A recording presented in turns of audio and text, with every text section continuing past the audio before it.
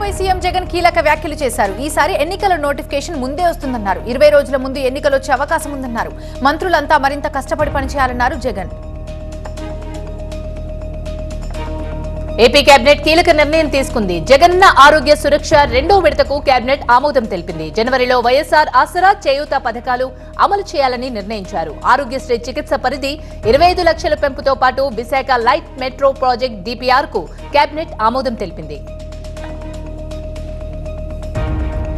Emmiganur MLA Chennakesava Reddy ఆసక్తికర వ్యాఖ్యలు చేశారు. ఎమ్మెల్యేలు ఎంపీలు పోర్న్ సైట్స్ చూడటం లేదా అని ప్రశ్నించారు. కార్పొరేట్ స్కూళ్ల విద్యార్థులు పోర్న్ చూడరా అంటూ కామెంట్ చేశారు. ఏపీలో ట్యాబ్లు ల్యాప్టాప్లు తీసుకునే వాళ్లే చూస్తున్నారని ఆయన ప్రశ్నించారు. టీడీపీతో అలయన్స్ దశాబ్ద కాలం కావాలంటావు, 3 ముళ్లు మాత్రం 3 రోజుల్లో తెంచేస్తావంటూ పరోక్షంగా పవన్ కళ్యాణ్ పై అంబటి రాంబాబు సెటైర్ వేశారు. దీనిపై మంత్రి ట్వీట్ చేశారు. గుంటూరు ఎమ్మెల్యే మద్దాలి గిరిధర్ ను కాదని మంత్రి విడుదల రజనీకి పార్టీ ఇన్ఛార్జి పదవి ఇవ్వడంపై ఆర్యవైశ్యులు భగ్గుమన్నారు. గుంటూరు హిందూ కాలేజ్ వద్ద రోడ్డుపై బైఠాయించి నిరసన తెలిపారు. ఈ సందర్భంగా ఆర్యవైశ్య సంఘాల నేతలు పోలీసుల మధ్య వాగ్వాదం జరిగింది. సీఎం జగన్ నాయకత్వానికి కట్టుబడి ఉంటా అన్నారు ఎంపీ మోపిదేవి. పార్ట్ లైన్ దాటి తప్పు చేసే మనిషిని కాదన్నారు. అయితే పార్టీ అధిష్టాన నిర్ణయానికి కట్టుబడి ఉంటా అన్నారు మోపిదేవి. రేపల్లెలో ఏ అభ్యర్థిని నిలబెట్టినా గెలుపుకు కృషి చేస్తారన్నారు. అయితే పార్టీలో చిన్న లోటుపాట్లు ఉంటే సరిచేసుకుంటామని చెప్పారు. జగ్గంపేట అధికార పార్టీలో రాజకీయాలు హీట్ ఎక్కుతున్నాయి. జగ్గంపేట వైసీపీ టికెట్ మార్పుపై ఊహాగానాలు మొదలయ్యాయి. 2 రోజుల క్రితం మిథున్ రెడ్డిని కలిశారు తోట నరసింహం. వైసీపీ అధిష్టానం నుంచి పిలుపు రావడంతో ఇవాళ తాడేపల్లికి వెళ్లారు ఎమ్మెల్యే జ్యోతుల చంటిబాబు. జగ్గంపేట టికెట్ తోట నరసింహానికి అధిష్టానం ఖాయం చేసిందంటూ నియోజకవర్గంలో ప్రచారం జోరుగా జరుగుతోంది. జగ్గంపేటలో తోట నరసింహం ఆత్మీయ సమ్మేళనం ఏర్పాటు చేశారు.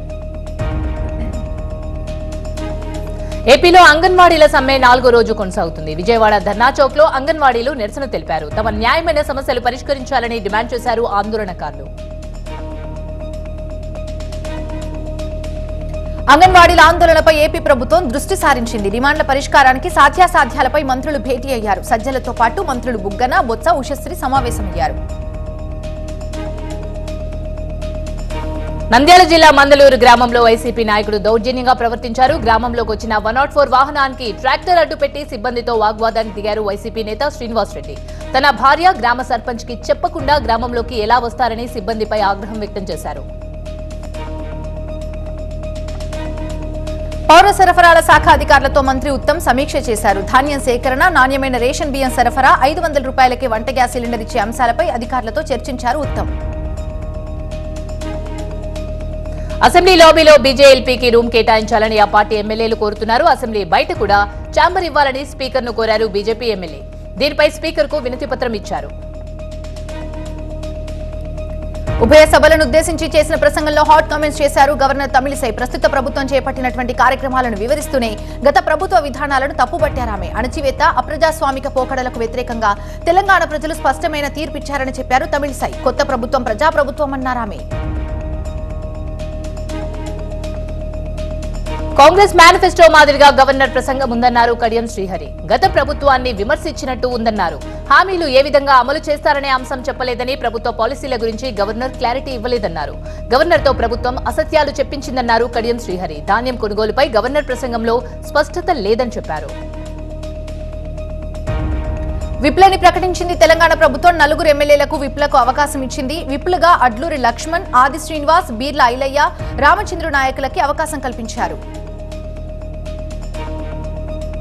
ఓటమి తర్వాత రియలైజేషన్ క్యారెక్టర్ కాదన్నారు బీఆర్ఎస్ ఎమ్మెల్సీ తుక్కపల్లి రవీందర్. తొక్కుడు రాజకీయాలతోనే బీఆర్ఎస్ ఓడిపోయిందని చెప్పారు. అసలు విషయాలను హైకమాండ్ కు చేరనివ్వలేదని, జోకుడు బ్యాచ్ కు అధిష్టానం ప్రయారిటీ ఇచ్చిందని విమర్శించారు. వాస్తవాలు చెప్తే వినేందుకు కూడా ఇష్టపడలేదని చెప్పారు. పొత్తులపై తెలంగాణ బీజేపీ అధ్యక్షుడు కిషన్ రెడ్డి కీలక వ్యాఖ్యలు చేశారు. పార్లమెంట్ ఎన్నికలే మా టార్గెట్ అన్నారు. పార్లమెంట్ ఎన్నికల్లో బీజేపీకి ఎవరితోనూ పొత్తులుండవని స్పష్టం చేశారు కిషన్ రెడ్డి. బీఆర్ఎస్ బీజేపీ పొత్తు ప్రచారం మాత్రమే అన్నారు ఆయన. లోక్సభ ఎన్నికల్లో తెలంగాణ బీజేపీది ఒంటరి పోరాటమని, తెలంగాణలో కాంగ్రెస్ బీఆర్ఎస్ లతో సమాన పోరాటం ఉంటుందన్నారు కిషన్ రెడ్డి. తెలంగాణలో బీఆర్ఎస్ కనుమరుగవుతుందన్నారు బీజేపీ ఎంపీ లక్ష్మణ్. పార్లమెంట్ ఎన్నికల్లో కాంగ్రెస్ బీజేపీ మధ్య పోటీ ఉంటుందని చెప్పారు. బీజేపీ ఖచ్చితంగా డబుల్ డిజిట్ స్థానాలు గెలుస్తుందన్నారు. తెలంగాణ బీజేపీ అధ్యక్షుడు మార్పుపై జరుగుతున్న ప్రచారం అవాస్తవమన్నారు. కేంద్రంలో 3వ సారి బీజేపీ అధికారంలోకి రావడం ఖాయమన్నారు లక్ష్మణ్. హైదరాబాద్ ప్రజాభవన్ కి జనం పోటెత్తుతున్నారు. అర్జీలతో ప్రజావానికి క్యూ కట్టారు. బేగంపేట నుంచి పంజాగుట్ట వరకు క్యూ లైన్ ఉండడంతో మధ్యాహ్నం ప్రజాభవన్ పరిసరాల్లో భారీగా ట్రాఫిక్ జామ్ అయింది. మెదక్ జిల్లా నర్సాపూర్ మున్సిపాలిటీకి చెందిన 9 మంది కౌన్సిలర్లు మెదక్ అదనపు కలెక్టరేట్ వెంకటేశ్వరులకు వినతి పత్రం అందజేశారు. మున్సిపల్ చైర్మన్ మురళీ యాదవ్ పై అవిశ్వాస తీర్మానం పెట్టాలని కోరారు. కోనసీమ జిల్లా మామిడికుదురు దగ్గర ఓఎన్జీసీ గ్యాస్ లీక్ కలకలం రేపింది. పాసర్లపూడి ఓఎన్జీసీ వెల్ నంబర్ 43 నుంచి నగరం జీపీఎస్ కు వెళ్లేటువంటి పైప్ లైన్ లీక్ అయింది. దీన్ని అదుపు చేసేందుకు ప్రయత్నిస్తున్నారు ఓఎన్జీసీ అధికారులు. మిర్యాలగూడలో రెండో రోజు ఐటీ సోదాలు కొనసాగాయి. 5 రైస్ మిల్లులు, ఓ గోదాంలో ఐటీ అధికారులు దాడులు చేశారు. ఆదాయ పన్నుల చెల్లింపులో అవకతవకలకు పాల్పడినట్టు ఆరోపణలు రావడంతో ఐటీ అధికారులు సోదాలు నిర్వహించారు. శ్రీకాకుళం జిల్లాలో ఆశా వర్కర్ల 36 గంటల ధర్నా ఉద్రిక్తతకు దారితీసింది. తమ డిమాండ్ల సాధన కోసం పూలే పార్క్ దగ్గర ధర్నా శిబిరం నుంచి కలెక్టరేట్ ముట్టడికి బయలుదేరిన ఆశా వర్కర్లను పోలీసులు అడ్డుకోవడంతో ఉద్రిక్తత తలెత్తింది. పోలీసులకు ఆశా వర్కర్లకు మధ్య తోపులాట జరిగింది. ఆదిలాబాద్ రిమ్స్ లో జగడం ఆగట్లేదు. స్టూడెంట్స్ వర్సెస్ ఫ్యాకల్టీ అన్నట్టు వార్ కొనసాగుతుంది. రిమ్స్ లో రెండో రోజు కూడా జూనియర్ డాక్టర్లు విధులు బహిష్కరించారు. తమపై దాడి చేయించిన రిమ్స్ డైరెక్టర్ జైసింగ్ ను విధుల నుంచి తప్పించాలని వాళ్ళు డిమాండ్ చేస్తున్నారు. దాడి ఘటనపై 2 ప్రొఫెసర్లతో ఇప్పటికే కమిటీ ఏర్పాటు చేసింది యాజమాన్యం. మరోవైపు దాడికి కారణమైన అసిస్టెంట్ ప్రొఫెసర్ క్రాంతిపై వేటు పడింది. నిర్మల్లో భారత్ ఆటో యూనియన్ ఆధ్వర్యంలో డ్రైవర్లు భారీ ర్యాలీ నిర్వహించారు. మహాలక్ష్మి పథకం కింద మహిళలకు ఉచిత బస్సు ప్రయాణంతో తాము ఉపాధి కోల్పోతున్నాం, ప్రభుత్వం మమ్మల్ని ఆదుకోవాలంటూ ఆటో సంఘాలు డిమాండ్ చేస్తున్నాయి. చిత్తూరు జిల్లా రాయకుప్పం తహసీల్దార్ కార్యాలయంలో ఏసీబీ అధికారులు సోదాలు నిర్వహించారు. బందార్పల్లిలో వీఆర్ఓ ఆనంద్ ఓ రైతు నుంచి 25,000 లంచం తీసుకుంటూ ఏసీబీ అధికారులకు పట్టుబడిపోయాడు.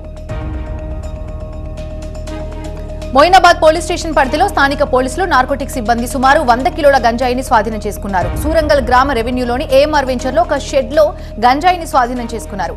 ఒడిషా రాయ్గఢ్ నుంచి వయా దూల్పేట్ సూరంగంలోని గ్రామంలో ఈ వెంచర్ కి తీసుకొచ్చారని పోలీసులు చెబుతున్నారు. 4 నిందితులని పోలీసులు అరెస్ట్ చేశారు. సత్యసాయి జిల్లా కోడికొండ చెక్ పోస్ట్ దగ్గర భారీగా గంజాయి పట్టుకున్నారు పోలీసులు. దాదాపు ₹1 కోటి విలువైన గంజాయిని స్వాధీనం చేసుకున్నారు. హైదరాబాద్ నుంచి బెంగళూరుకు కంటైనర్ లారీలో తరలిస్తుండగా పట్టుకున్నారు. ఈ కేసులో 4 అరెస్ట్ చేశారు పోలీసులు. సాంస్కృతిక సంగమ కేంద్రమైన హైదరాబాద్ లో కళా వైభవం కనువిందు చేస్తోంది. ప్రముఖ చిత్రకారుడు విజయ్ పిల్లై చేతి నుంచి జాలువారిన కళాఖండాలు వాహ్వా అనిపిస్తున్నాయి. సమాజంలోని భిన్న కోణాలను ఆవిష్కరిస్తూ ఆయన గీసిన చిత్రాలు సెబ్లైన్ ఆర్ట్ గ్యాలరీలో కొలువుదీరాయి. ఐటీ రంగ ప్రముఖులు జేఏ చౌదరి ఈ అవార్డు ఎగ్జిబిషన్ ను ప్రారంభించారు. అక్కినేని అమల ఈ కార్యక్రమంలో పాల్గొన్నారు. తూర్పుగోదావరి జిల్లా అచ్యుతాపురంలో వినూత్నంగా కోటి తలంబ్రాల పంటను కోశారు. విశేషం ఏంటంటే ఆ సమయంలో రైతులు వానర వేషధారణలో ముస్తాబవుతారు. ప్రతి ఏటా కోరుకొండ నుంచి భద్రాచలం, ఒంటిమిట్ట, అయోధ్యకు కోటి తలంబ్రాలను పంపడం ఆనవాయితీ. సిద్దిపేట జిల్లా సాయి విద్యానగర్ లో బైక్ ని చోరీ చేశారు గుర్తు తెలియని వ్యక్తులు. సీసీ ఫుటేజ్ ఆధారంగా కేసు నమోదు చేసి దర్యాప్తు చేస్తున్నారు సిద్దిపేట పోలీసులు. కోనసీమ జిల్లా ముమ్మిడివరం బాలికల హాస్టల్ గోడ తోకి తిరుగుతున్నటువంటి అజ్ఞాత వ్యక్తి కోసం దర్యాప్తు ముమ్మరం చేశారు పోలీసులు. ఆగంతకుడు ఆచూకీ తెలిసిన వారు తమకు సమాచారం ఇవ్వాలని పోలీసులు కోరుతున్నారు. ప్రేమించి పెళ్లి చేసుకుంటానని మోసం చేశాడు ఓ యూట్యూబర్. చందుగాడు పేరుతో ఫేమస్ అయిన చంద్రశేఖర్ సాయి కిరణ్ ఓ యువతిని పెళ్లి చేసుకుంటానని నమ్మించి మోసం చేశాడు. దీనిపై నార్సింగ్ పోలీసులకు బాధితురాలు ఫిర్యాదు చేయడంతో చంద్రశేఖర్ ను అరెస్ట్ చేశారు. హైదరాబాద్ లోని ఎల్లారెడ్డిగూడలో భారీ చోరీ జరిగింది. దొంగతనం చేసే దృశ్యాలు సీసీటీవీలో రికార్డ్ అయ్యాయి. బాధితులు మధురనగర్ పోలీస్ స్టేషన్లో ఫిర్యాదు చేశారు. పార్లమెంట్లో కలర్ స్మోక్ దాడి కేసులో ప్రధాన నిందితుడైన లలిత్ జానీ కోర్టు 7 రోజుల పోలీస్ కస్టడీకి రిమాండ్ చేసింది. పార్లమెంట్లో దాడి జరిగిన తర్వాత పరారైన లలిత్ ని ఫోన్ సిగ్నల్స్ ద్వారా గుర్తించడంతో కర్తవ్యపత్ పోలీస్ స్టేషన్లో లొంగిపోయాడు. ఈ కేసులో ఇతడే మాస్టర్ మైండ్ అని పోలీసులు కోర్టుకు తెలిపారు. కీలక ఆధారాలను లలిత్ ధ్వంసం చేశాడని న్యాయస్థానానికి వివరించారు. ఉత్తరప్రదేశ్ కు చెందిన వివాదాస్పద బీజేపీ ఎమ్మెల్యే రామ్ దూలర్ గోన్ కు 25 ఏళ్ల జైలు శిక్ష పడింది. మైనర్ బాలికపై అత్యాచారం చేసిన కేసులో పోక్సో కోర్టుకు ఆయనకు 25 ఏళ్ల జైలు శిక్ష విధించింది. అయితే 10 లక్షల రూపాయల జరిమానా కూడా విధించింది. దుద్ది నియోజకవర్గంకి చెందిన ఈ ఎమ్మెల్యేను కోర్టు తీర్పు తర్వాత జైలుకు పంపించారు. ఖలిస్తాన్ ఉగ్రవాది గురు పంత్వత్ పన్ను హత్యకు కుట్ర పన్నిన కేసులో 52 ఏళ్ల భారతీయుడు నిఖిల్ గుప్తా కుటుంబం సుప్రీంకోర్టుని ఆశ్రయించింది. ఆయన ప్రస్తుతం చెక్ రిపబ్లిక్ రాజధాని పరాగ్వేలోని జైల్లో ఉన్నాడు. నిఖిల్ గుప్తా ప్రాణాలకు ముప్పు ఉందని భారత ప్రభుత్వం జోక్యం చేసుకోవాలని ఆయన ఫ్యామిలీ కోరుతోంది. అయితే సుప్రీంకోర్టు మాత్రం చెక్ రిపబ్లిక్లోని కోర్టుని ఆశ్రయించాలని గుప్తా ఫ్యామిలీకి సూచించింది. మధురలోని శ్రీకృష్ణ జన్మస్థానం వివాదంలో అలహాబాద్ హైకోర్టు ఆదేశాలపై స్టే ఇవ్వలేమని సుప్రీంకోర్టు తేల్చి చెప్పింది. హైకోర్టు ఆదేశాలను మసీదు కమిటీ సవాల్ చేస్తూ సుప్రీంకోర్టును ఆశ్రయించింది. శ్రీకృష్ణ జన్మభూమి ఆలయం పక్కనే ఉన్న షాహీ ఈద్గా మసీదు కాంప్లెక్స్ లో ప్రాథమిక సర్వే చేయడానికి నిన్న హైకోర్టు అనుమతించింది. 3 సభ్యుల అడ్వకేట్ కమిషనర్ల బృందం కోర్టు పర్యవేక్షణలో సర్వే చేయాల్సి ఉంది. తాజాగా సుప్రీం స్టే ఇవ్వలేమని చెప్పడంతో సర్వేకు మార్గం సుగమమైంది. భద్రతా వైఫల్యంపై పార్లమెంట్లో విపక్షాల ఆందోళనలు కొనసాగాయి. లోక్సభలో దీనిపై విపక్షాలు పెద్ద ఎత్తున నినాదాలు చేశాయి. భద్రతా వైఫల్యంతో పాటు పలువురు విపక్ష ఎంపీల సస్పెన్షన్ అంశంపై కూడా నిరసన వ్యక్తం చేశారు. అటు రాజ్యసభలోనూ సేమ్ సీన్ కనిపించింది. రాజస్థాన్ సీఎంగా భజన్ లాల్ శర్మ, డిప్యూటీ సీఎంలుగా దయాకుమారి, ప్రేమ్చంద్ ప్రమాణం చేశారు. జైపూర్ ఆల్బర్ట్ హాల్లో వరకు గవర్నర్ లక్రాజ్ మిశ్రా ప్రమాణం చేయించారు. రాజస్థాన్ సీఎం భజన్ లాల్ శర్మ ప్రమాణానికి ప్రధాని మోదీ, కేంద్ర హోంమంత్రి Amit Shah, BJP chief JP Nadda, Maharashtra, Uttarakhand, Gujarat సీఎంలతో పాటు కేంద్ర మంత్రులు హాజరయ్యారు.